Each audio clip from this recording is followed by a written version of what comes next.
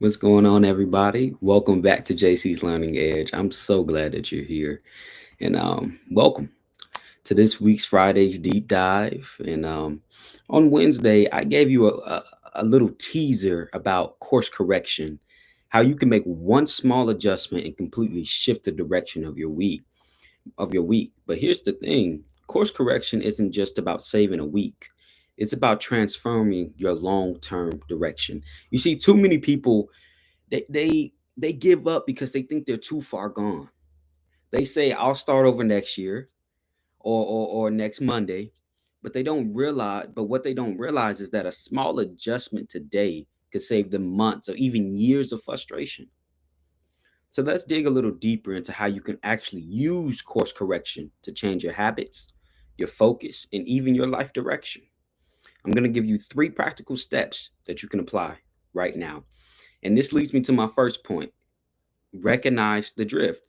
You see, the first step is recognition. You can't fix what you won't face. And I'm going to let that sink in.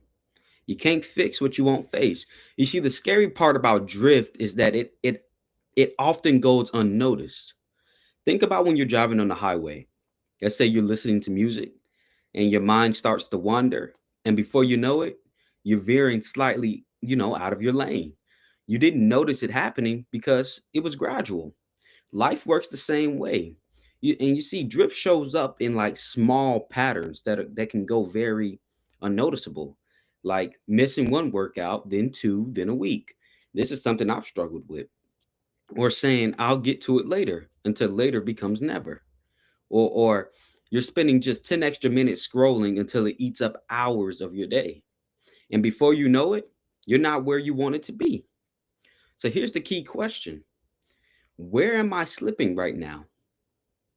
Where am I slipping right now? Not in a guilt driven way, but with honesty, because awareness creates responsibility. When you admit, I've been off track with my focus or I've been slipping on my discipline, now you can actually make the change. As I said, recognition is the first step. You can't fix what you won't face. So I want you to think about your goals for this month. Are you still aligned with them or did you drift? And if you did, no worries. Don't beat yourself up. Just recognize it. Instead, recognition is the first step towards redirection. And that leads me to my second point: make micro adjustments, not overhauls. Here's where most people fail. You know, when they realize they've started to drift, they panic and they try to overhaul everything at once. Um, um, See, they haven't been eating healthy, so they cut out all sugar, all carbs, and try to run 5 miles a day. I know me. Once gradually I would gain weight, and once I finally realized it, I would just work out so hard, you know, 7 days a week, and just break my body down to where I just didn't want to work out anymore after 1 week, which wasn't doing me any justice, you know. And things like this, it's not sustainable. Within a week, you'll burn out, like I said.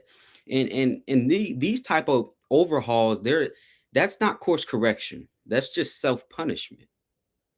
And I want you to think about a pilot. When they notice the plane is off course, they don't yank the wheel and flip the plane around. They make slight adjustments, just a degree or two. That gradually puts them back on the right path. And that's how you need to think. That's what you need to think about, with your own goals. Like, again, I'm gonna be very transparent with you. I went to the doctor and my weight was out of control. Usually I would go crazy, running on the treadmill 2 miles a day, lifting like crazy till I can't feel my arms, playing basketball till my body was broken, right? But then after a few days, or maybe a week, if I made it that far, I would work out for another month. But what I did this time is I'm doing slight workouts. There's times where I've still slipped, but also another thing I'm doing is drinking more water. So instead of just completely cutting out, okay, no restaurant at all, no, no, no, no snacks at all, even no juice at all. I may have juice during dinner, but other than that, I'm drinking water. That's a slight adjustment that's helping me cut calories and get where I need to be. Um, so like I said, if you haven't worked out in weeks, your course correction isn't hitting the gym for 2 hours. It's putting your shoes on and showing up for 20 minutes. If you've been wasting time on your phone, your correction isn't deleting every app in frustration. It's setting a timer and cutting back by 30 minutes. You see, these micro adjustments work because they're realistic. You can keep them up. You see, they build momentum. And once you start stacking those small wins, you create the energy to keep going. We've talked about momentum a whole lot in the power of momentum. So instead of saying, I've got to fix everything in my life, ask yourself, what's one small adjustment I can make today to move closer to where I want to be? And that right there, that's course correction. That's how you do it the right way and not just overhaul your life because that's not sustainable. And that leads me to my third point: build systems that keep you aligned. Now, here's the most important part. Course correction isn't just about fixing things when they go wrong. It's about building systems that keep you aligned so you don't drift as far in the first place. Think of bowling with bumpers. I know when I was younger, I needed the bumpers and they were very helpful. I always hit some of the pins down. You see, but the bumpers don't guarantee you'll hit a strike, but they make sure you don't end up in the gutter. You see, systems are your bumpers in life. They may look like, using a calendar or a planner so you can see your week clearly. It could be setting alarms or reminders for your top priorities. It can be having an accountability partner who checks in with you when you start to drift. Or it can be, creating habits that are so automatic you don't even think about them, like drinking water the first thing in the morning or setting your clothes out for the gym or school the night before.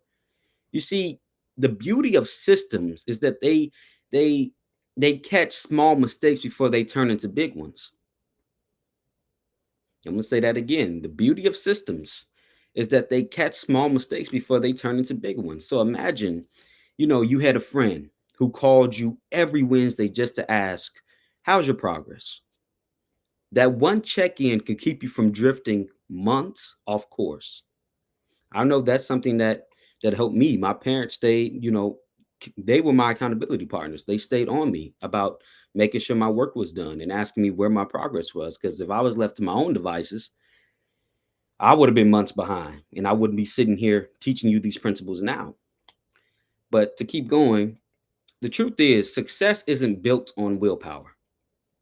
And I feel like that's a myth that we've been sold. Success is not built on willpower because here's the thing, you won't feel like doing it all the time. The most disciplined people don't feel like doing it, but they do it. You want to know why? Because of the systems that they put in place. So remember, success isn't built on willpower, it's built on systems.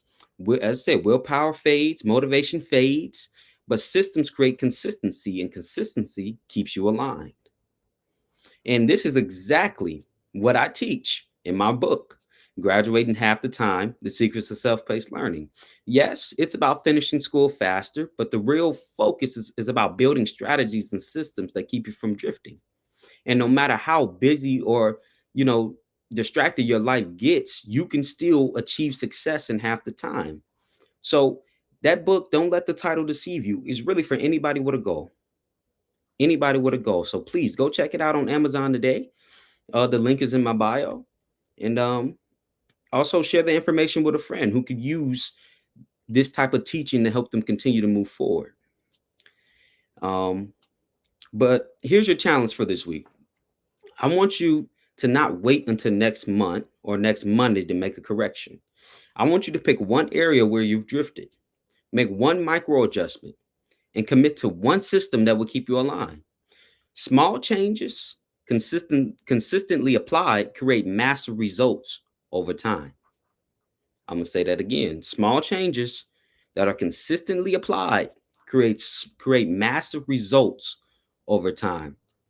And if this deep dive spoke to you, share it with someone who needs it.